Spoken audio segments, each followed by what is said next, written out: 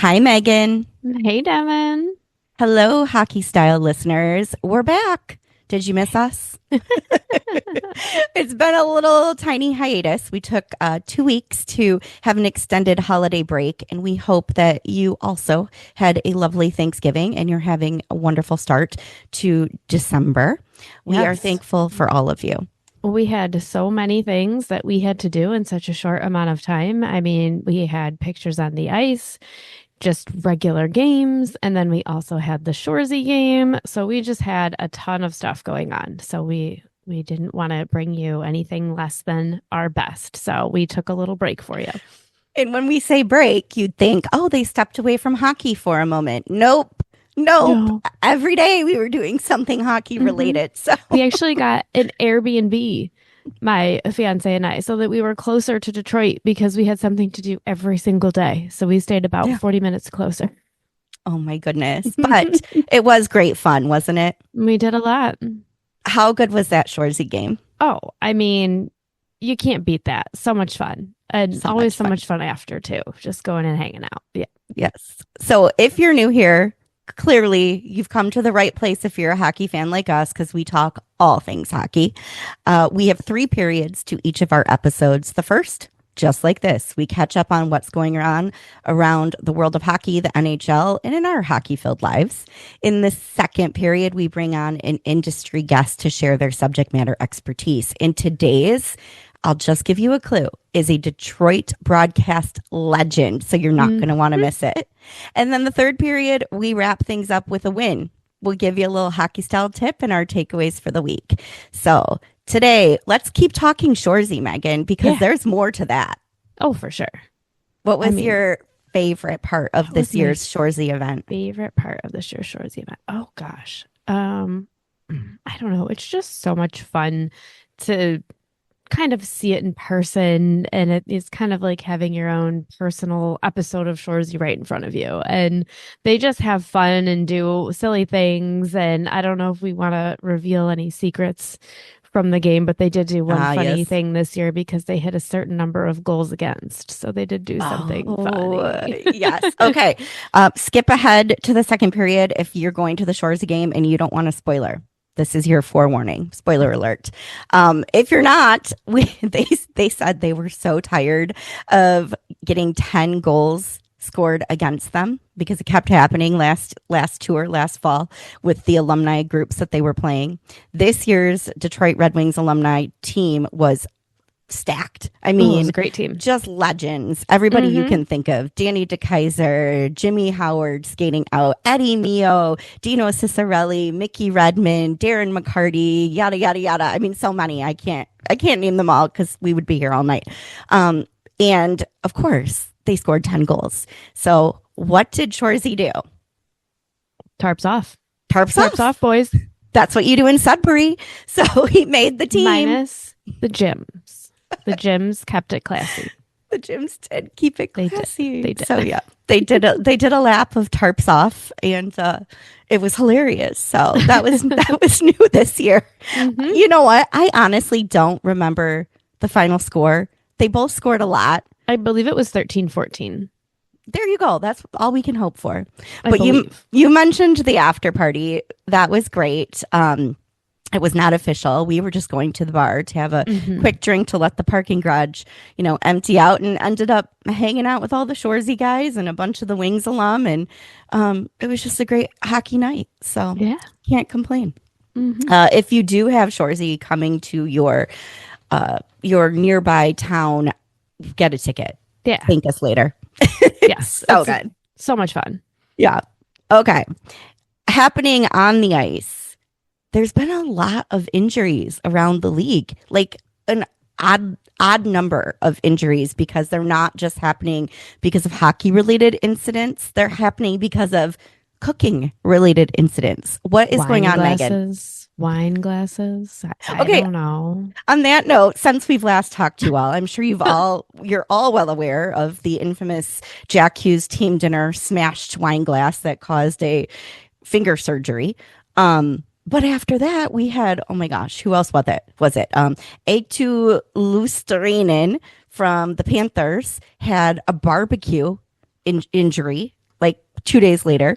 Then today, I Bleav it was, Alexei Torpachenko from St. Louis Blues had those severe burns on his legs from some sort of at-home incident. So Yeah. what in the world is happening to these I guys? don't know. Gonna have to bubble wrap them all. Yeah. Well, on the ice, there was one really unfortunate injury that is probably going to last recovery time the rest of the season. But what a way to go out. So Kyle Palmieri, did you see this clip? New York Islanders against the Flyers. He takes a bad hit in the corner, goes down. What we don't know is that he has torn his ACL at that moment. So he hobbles up on one skate. He's exiting to the bench. Flyers are coming this way, steals the puck on one leg, makes a beautiful pass that sets up the goal. So he was credited with the second assist on the goal before he goes down, the tunnel and finds out he has a torn ACL. Like, talk about heart. What a way to go. What a way. And that's the end of his season. But man, if you've got to go out on a goal like that. What a beauty. As Shorzy would say, what a beauty.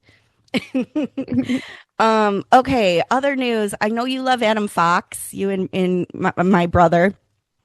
He was just placed on long-term injured reserve with an upper body injury. Man, the Rangers can't catch a break this season. Or any season lately. I know what's going on there in the Big Apple. So I'm noticing all these injuries across the league. Special teams has been really impacted across the board. We're seeing teams have to, on a fly, change penalty kills, power play lines. And it's interesting to see how different teams handle that. But what I do enjoy seeing is some of the young guys getting a chance, getting put in these big roles earlier than expected to see how they handle it.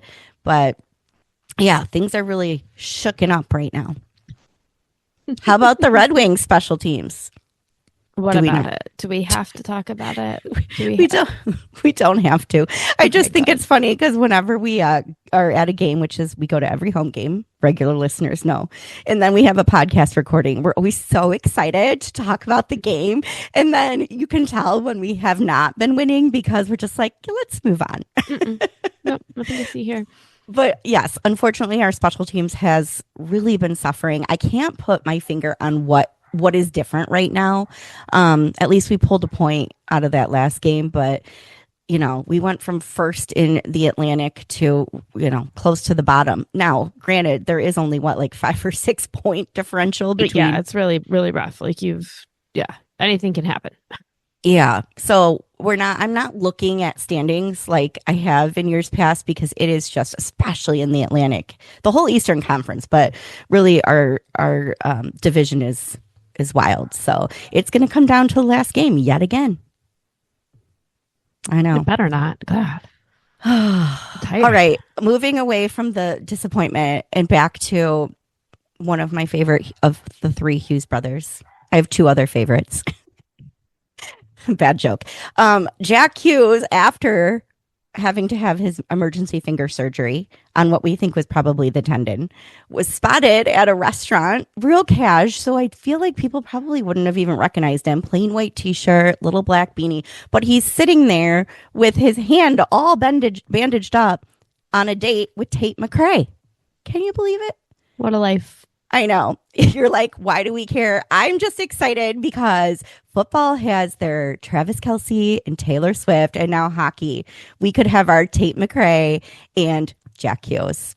But he was trying to be all private, incognito, but that hand, the joke was, oh God, Tate, please be careful. There was 10 glasses on that table. You know what? His finger is going to be fine, but that is just never going to go away. Never gonna go away. Get that kid a sippy cup. Mm-hmm. Oh my goodness. Okay, well, before we get into the special guest, can we also give a shout out to one of my all-time favorite goalies? I think it's a shout out and also a thank you. Yes. Okay, do you want to explain why? Oh, well, our lovely, gigantic goaltender down in Grand Rapids, Sebastian Cosa, was named AHL Player of the Week. And because of his Yay! spectacular play, he also helped us get out of last place and ignite the nest. Yes. Thank Okay. you. Thank you, Sebastian. If you're listening to this pod, you really do deserve the accolades because you have been working your butt off, and it shows. The Griffins are absolutely on fire. If we lived closer to Grand Rapids, we would be at every game. You You want guys to are come so visit fun us to in watch. Detroit if you're listening? Will you come now? Actually, please, Could you come now? please. Thanks. Yes. Okay. And if you're new here and don't know about Ignite the Nest, it's pretty cool. The short version is what, 16 total Red Wings, Grand Rapids Griffins, and or Toledo Walleye podcasts have joined together for a good cause in a friendly competition called Ignite the Nest. If you've ever watched the FanDuel Sports Network broadcasts for the Red Wings in previous years, they did the Light the Lamp competition. It's the same thing, but we do it for the Griffins. So we pick a player or the goalies or the team each week, and we get points depending on how they perform. So this week we picked the goalies, not even realizing Kosa would have that incredible shutout. So it He is worked out. appreciated. He is. And just so you know, we don't stink at this game, even though we were in last place in our division. So there's 8 teams per division. We've been picking the most incredible players, and then we just happened to pick them on the off week. Like, you know, Amadeus Lombardi, John Leonard. We've had everybody. So I don't know what's going on there. We'll figure it out. Yeah, we'll crawl our way back up, just like the Red Wings will. Okay.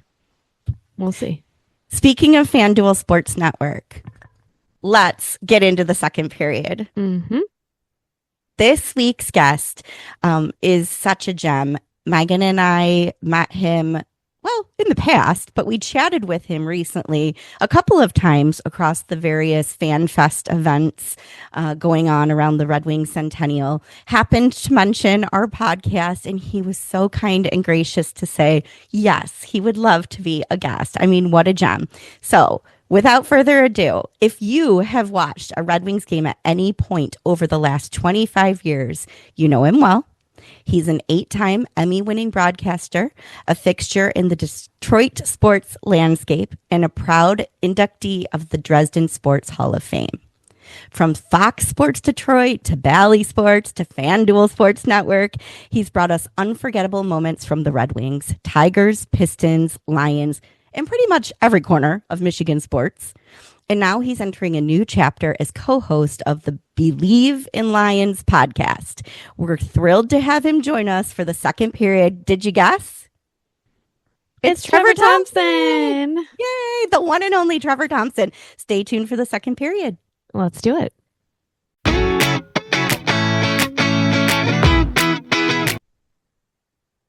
Welcome to the second period. And hello, Trevor Thompson. How are you guys tonight? We're fantastic. How are you? Great, thanks. Good to be with you guys.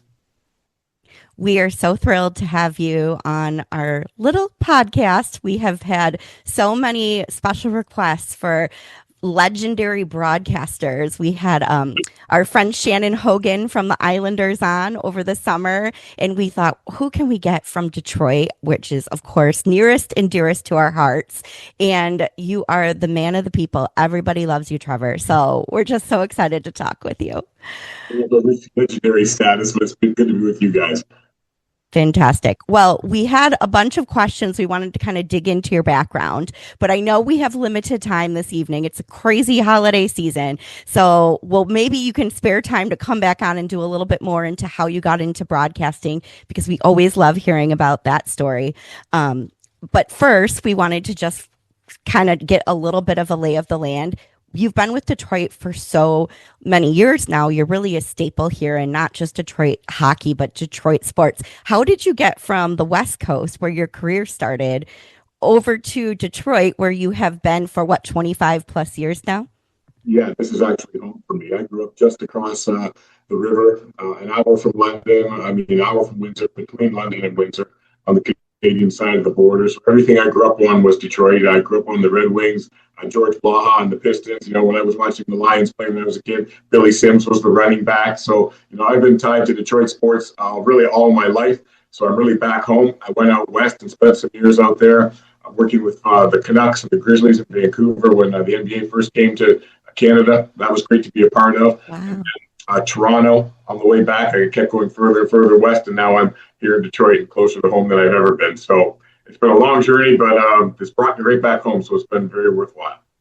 So you are a Detroit sports fan, born and bred, Literally. right? So not just from being one, but from talking to all of us for so many milestone moments across Detroit sports, that we are uniquely passionate.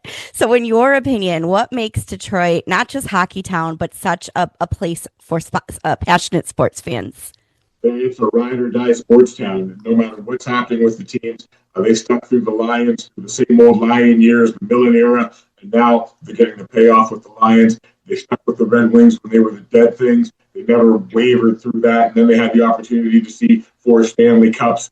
With that one team, the dynasty team I'm referring to, they had another dynasty back in the 50s. What I'm talking about now, just everything about this team. They live, they breathe for their sports. They're diehards. It's a blue-collar town. They appreciate hard work. When your athletes give you hard work and honest day's work, fans love you here. It's easy to become a fan favorite. Just work hard. Show up every night and do your job. I think that's really what this community's been all about. I think it's what the teams reflect, and I think that's what makes it the best sports city in the States for sure. Well said.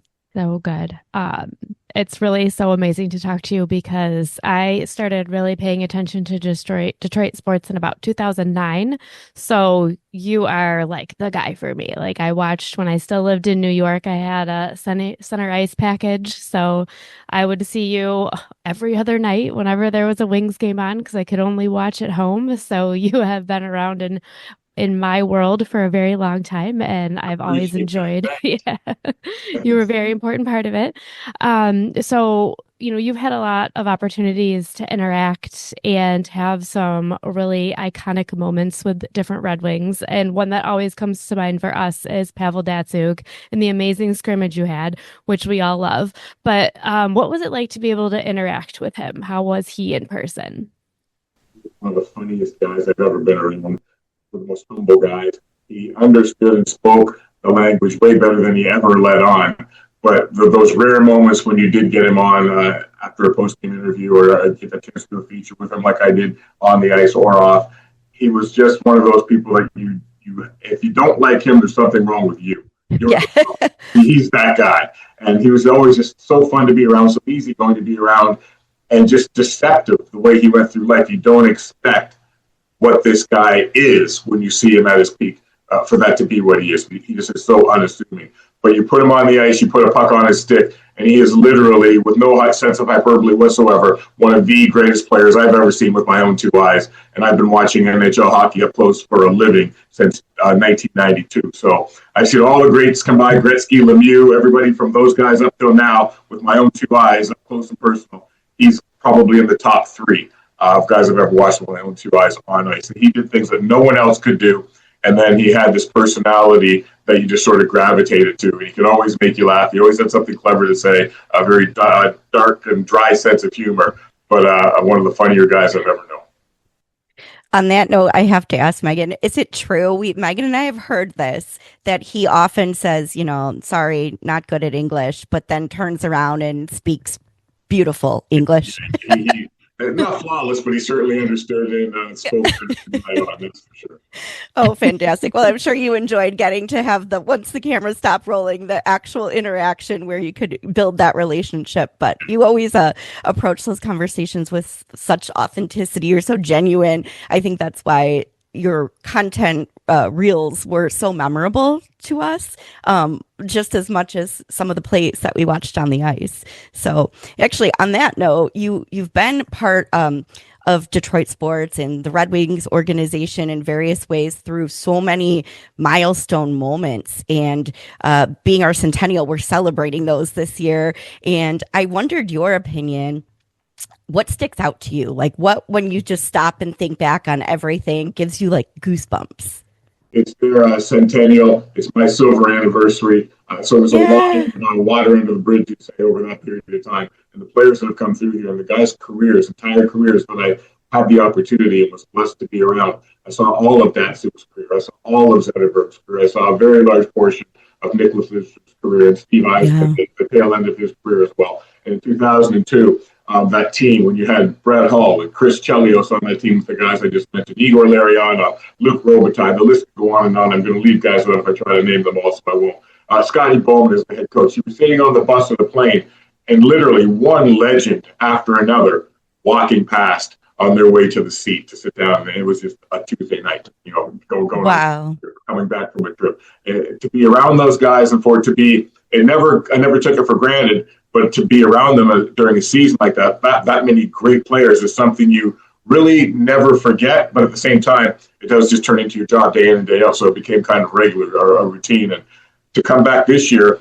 during Centennial Celebration Weekend and to get a chance to see Sergei Fedorov, who I haven't seen in 20 years. I guess in between, I saw him when he was inducted into the Hall of Fame. But since he left, that was the only other time that I'd seen Sergei Fedorov. But to get to reconnect with guys like that and to see their greatness now, even a step away, another step away from it, from that point in time, and to reflect on who these guys were, the mark they left on the game, the mark that team left on the game. That was a very special season. Those were special players. And as far as the Wings are concerned, probably one of my, I guess, most memorable times of my life to be around a group like that. Wow. Well, building on that, you weren't just around the most incredible, iconic players in the game of hockey. You were also around the most iconic broadcasters. I mean, there's a reason I think hockey fans everywhere know the Detroit team, which you've been a part of. How do you think shaping and building relationships with the likes of Mickey Redmond and Ken Daniels and Chris Osgood, how is that helped you and built up your persona both personally and professionally in the world of broadcasting? I'll just start with Ozzy since you mentioned him last. I'll go last backwards. Being around a guy like that or being around a guy like Larry Murphy, these guys have been the analysts and you had an opportunity to host the pre and the post game shows with them and just get to know them and cover them when they were still players and have that relationship that stems back that far. Again, and I think this applies to a lot of hockey players, so just so unassuming. You'd never know that Larry Murphy is a Hall of Fame hockey player if you had a chance to come or pass, you'd have a beer, he'd offer you a beer, you'd sit down, and you think he's your next door neighbor.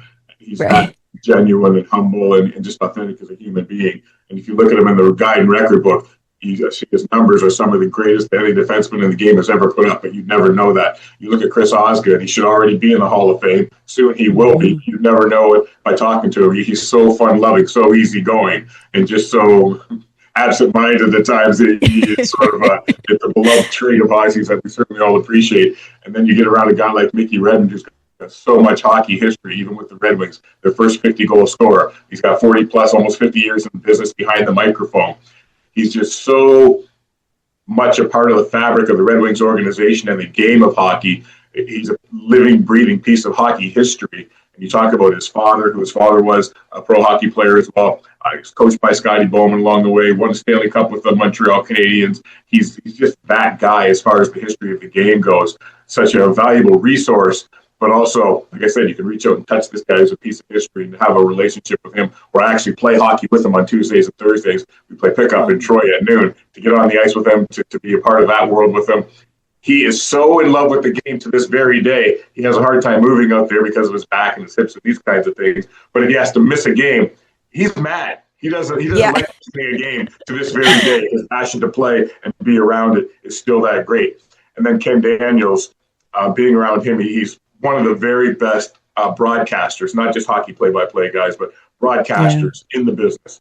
So passionate about his craft. He's challenged me every day and every year to get better, to see things in a different way, and always to keep up and be relevant and stay fresh. We have a great relationship as friends away from the rink and away from work. But as far as the work goes, I'll always appreciate how much he challenged me to be better, to get more out of me in this broadcast business. So special relationships, unique relationships with each of those guys. I know that the audience has unique relationships and special relationships with them as well. We really are one big family. It has been that kind of atmosphere for the last 25 years around there. And it's just It's what I treasure most are those relationships. Wow.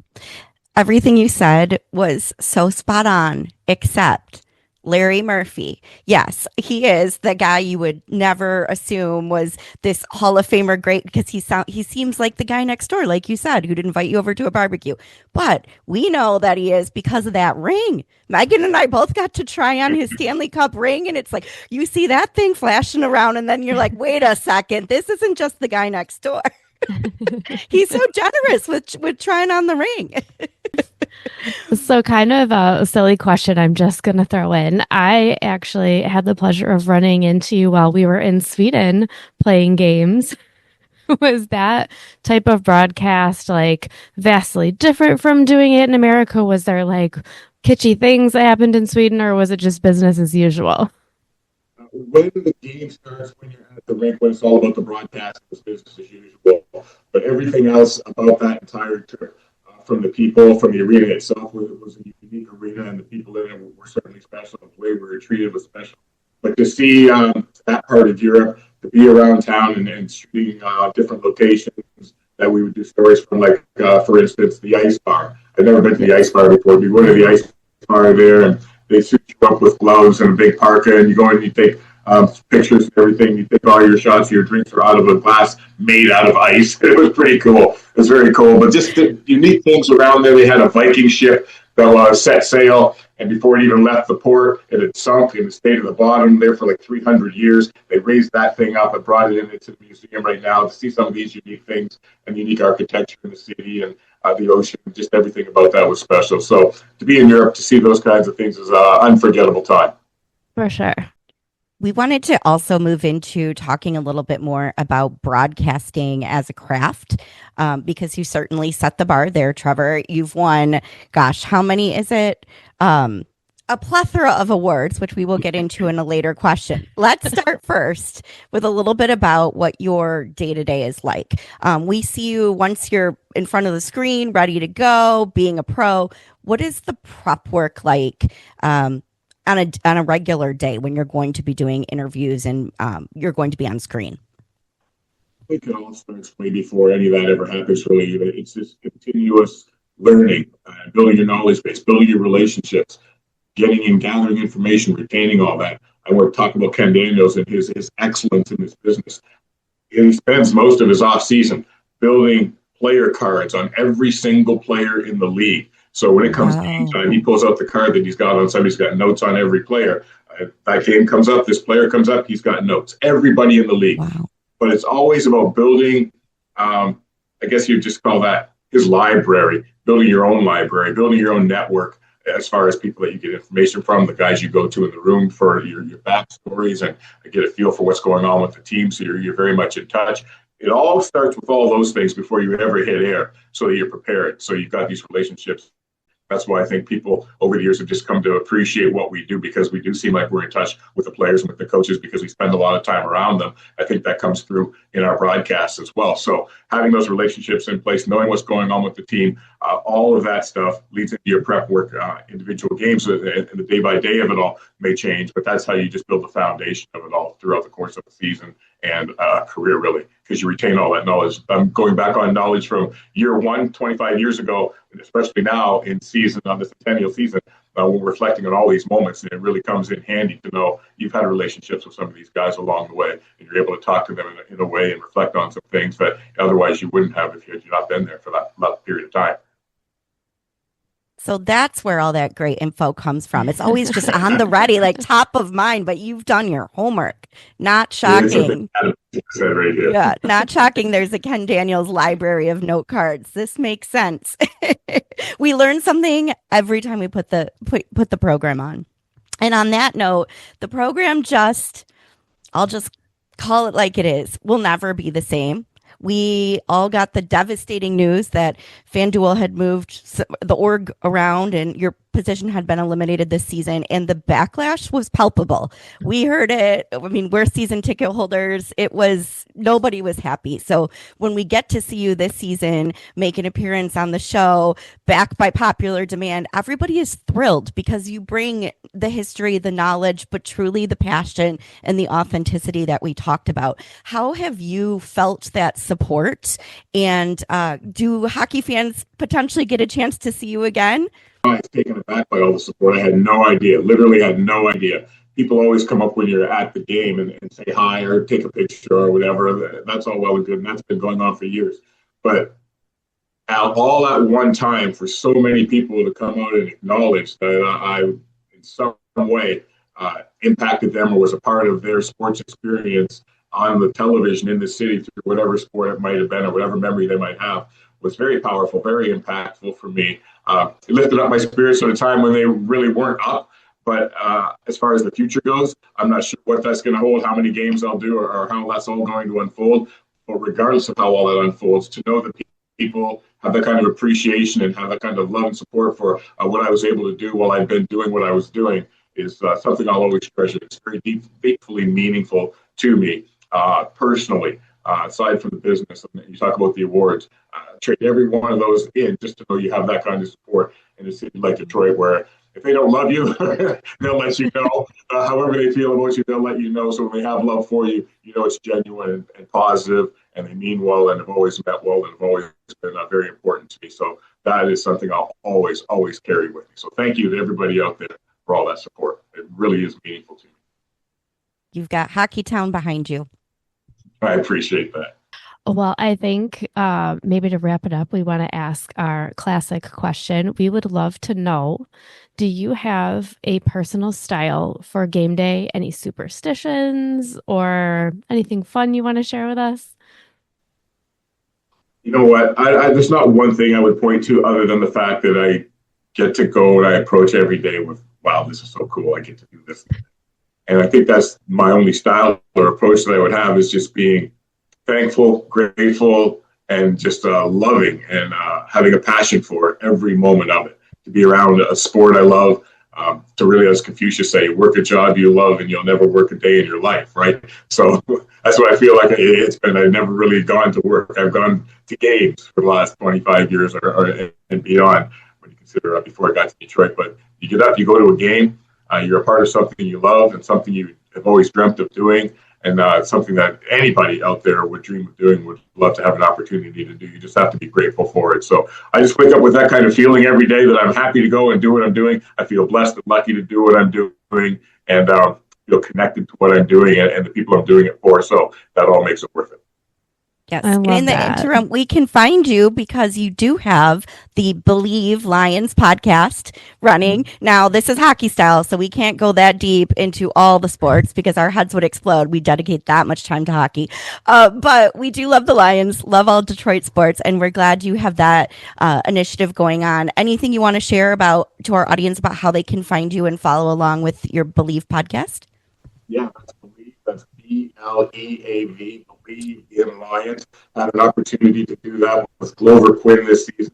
He's a former Lions safety and all-pro player. He's in the New Mexico Sports Hall of Fame. This guy's roots in the game go way back. He's a tremendous athlete, a tremendous person. We have a lot of fun doing the show. I used to cover the Lions back in the day when Matt Millen was here. When we were Fox Sports, then we had a magazine show, a weekly magazine show called the Black and Blue Review, and we would go through all the teams in our division, follow the Lions around road games and home games, and we covered everything then. So that was back in the early 2000s. So to be reconnected with the Lions and to have the Lions be a whole other organization and culture now than they were then has certainly been fun to watch and fun to see. And they're on the rise right now, so they're very popular. Our podcast has been popular. Anybody who wants to get on that podcast, it's on YouTube, it's on Apple, it's on Spotify, wherever you get your podcast, and it's also being aired on FanDuel throughout the weekend, starting on Thursday up until game time on Sunday. So several opportunities to watch it. Would love if you would subscribe to that as well, and share that. But it's just been a lot of fun being a part of what the Lions are doing right now, and I certainly wish them all the best. Going through a rough time with the injuries, but I really think they're going to bounce back by the end of the season and maybe make the playoffs. And the Lions will make the playoffs. I'm thinking the Red Wings also maybe make the playoffs. It'd be a lot of fun here in Detroit to have all that happen. Yeah, that would be amazing. Trevor, that's awesome. You're all the places hockey style is, so they can come chat hockey with Megan and I, and then hear how great the Lions comeback is going to be, and we'll get through the injuries on your show. They're on the way back. It's perfect. Yeah, don't lose hope. Yeah. No, we won't. All right, Trevor. Great. There's still time on the clock. Oh, plenty of time, plenty of time. We got this. I feel positive. The Atlantic Conference is an interesting dynamic right now, right? Okay, so eight Emmy Awards for Mr. Trevor Thompson. An inductee to the Dresden Sports Hall of Fame. Past president of the Detroit Sports Broadcast Association. All these things are put you at the top of what you do, Trevor. But to us, you're so much more than titles and awards because you have been with us since our beginning of our hockey journey. I've watched you bring the most memorable hockey moments to my family into our living room and connecting me with people like Megan, who was born and raised in New York, but then became a diehard Wings fan. You've been part of that for so many families. We just really wanted to take this chance to honestly just say thank you. Oh, no, thank you. Thank you. I really do appreciate it. It's been an honor and a pleasure to be a part of everybody's experience in that unique way along the way. So I'm always happy when people come up and say hi and say, can we take a picture or whatever, kind of selfie, whatever. That always has been a thrill for me. So I hope that everybody, whenever you do see me, whether I'm on working a game or it's just wherever it might be, come up, say hi. I always appreciate that. Wonderful. Well, thanks for taking time. We'll see you soon. Thank you guys.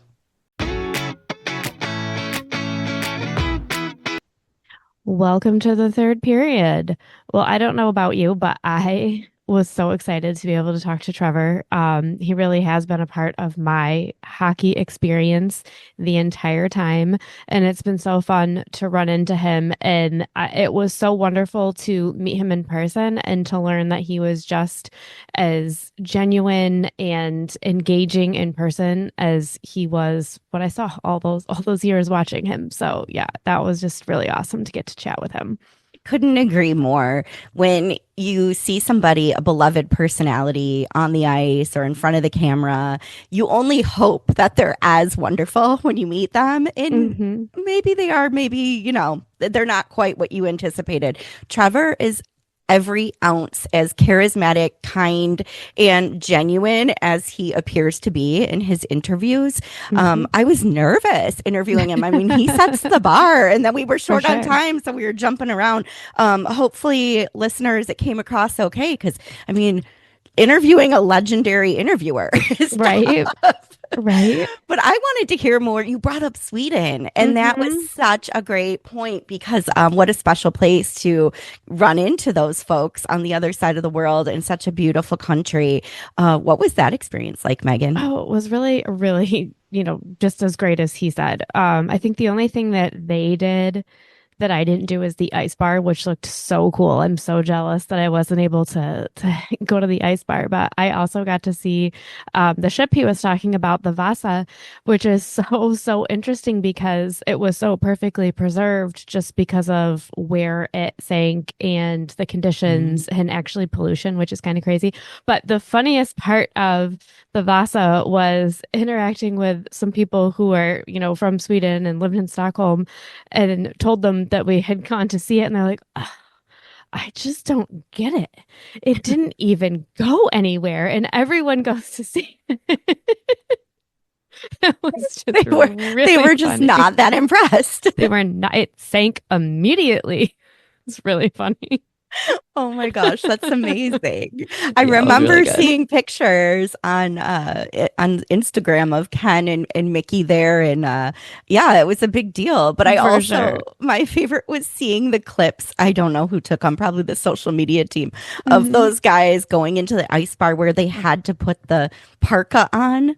So I'm glad you didn't do it because now you still have something you need to see, so you can take me with you. It's true. It's very true. You have to go back and take me.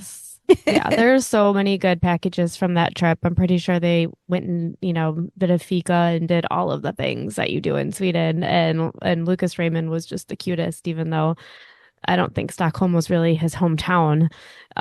Just getting to kind of share some of his culture a lot more in depth than normal was really cute. Yeah.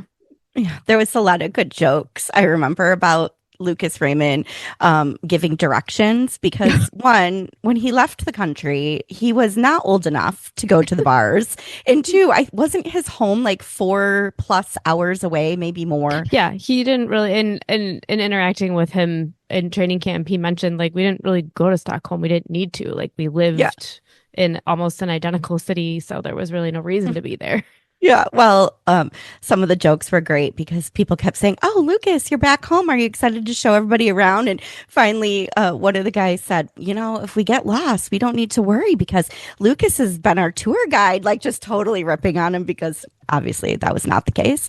But you know what? The one thing they did do was fika. And I think that's something you and I need to start doing here in Metro Detroit. Let's just fika. We can do that. Yep. Coffee and a sweet snack. Let's do it. I'm in.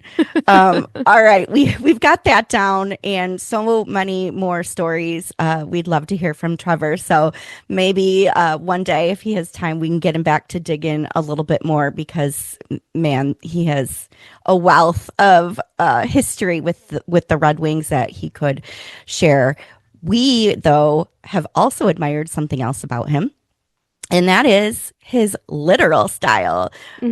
Trevor has always presented himself as a huge sports fan and just a class act. And we love how he shows up professionally with a little pop of color, a little bit of red for the Red Wings. So our style tip today is when you are going to a professional work event, a networking event, or perhaps you're in media, you can still show your team spirit, just like Trevor. And like some of the coaches and assistant coaches we see behind the bench who always match their tie and their pocket square to the team colors. What are some of the things you like when you're in a professional sports related environment? I really enjoy, this year especially, we have the little 100 lapel pins, and I think that's just nice, little, subtle, nothing over the top. I have always loved that kind of look. Yes. And for ladies, something you and I do, we love just plain Red Wings silk handkerchief or pocket square tied on your handbag or your tote bag. Just a little touch. You don't have to come in with a full jersey on and all the accoutrement that we like to wear to the arena. But you can certainly be professional and show your team spirit. Absolutely. So, thanks, Trevor, for inspiring us for today's hockey style tip, too. Okay, it has been a crazy holiday season already, and it is only the first week of December. So we hope that you'll stick with us during your busy holiday plans. Our schedule is going to look a little bit different. Rather than dropping episodes every Thursday, we're going to publish a calendar so you know when to tune in and catch us. Aiming for about every other Thursday right now, so that you can enjoy holiday time and enjoy watching hockey, but still, of course, keep connected with us because we appreciate all of you and we're so thankful for our hockey style community. So until next time, if you wouldn't mind going ahead and giving us a like, a follow on Instagram at Hockey Style Podcast. And if you haven't yet, go ahead and subscribe. What are you waiting for? We can't wait to bring more exciting guests your way. Thanks for listening. See you later.